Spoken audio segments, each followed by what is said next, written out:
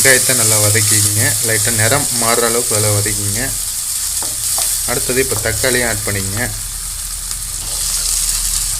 தக்காளியும் ஆட் பண்ணி நல்லா வதக்கிக்கிங்க.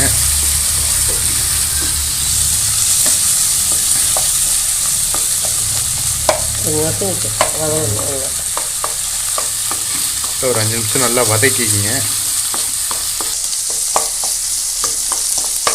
இப்போ தட்டி வச்சிருக்கிற பூண்டை வந்து நம்ம இதில் ஆட் பண்ண போகிறோம்.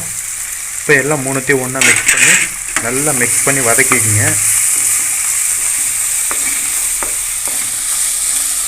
நம்ம கத்திரிக்காவை ஆட் பண்ணிடலாம். பாருங்கள், அந்த சாந்து மாதிரி வந்துருக்கு பாருங்கள். இந்த நேரத்தில் நம்ம கத்திரிக்காவை ஆட் பண்ணணும்.